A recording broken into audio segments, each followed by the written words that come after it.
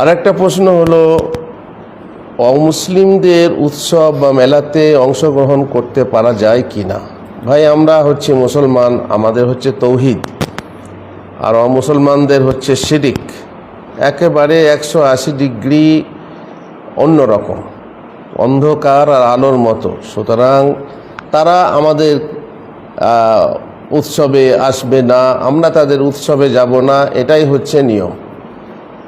আর ধর্ম যার যার, উৎসব সবাকার, এটা রাজনৈতিক বলি, এটা সবাই মিলে মিশে থাকবে এরকম একটা আহ্বান, কিন্তু শরীয়ত এটাকে সমর্থন করে না।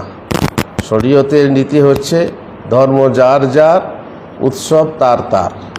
কেউ কারো উৎসব পালন করতে হবে তবে সাম্প্রদায়িক সম্প্রীতি বজায় হবে, এ কথা ঠিক নয়।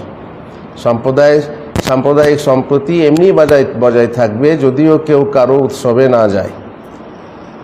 আচ্ছা, অনেক সময়ে অমুসলিমদের উৎসবে পুকুরে মাছ ধরার জন্য বিশেষ ছাড় দেওয়া হয়, কিংবা দোকানে অফার দেওয়া হয়, মালে অফার দেওয়া হয়, ইত্যাদি ইত্যাদি।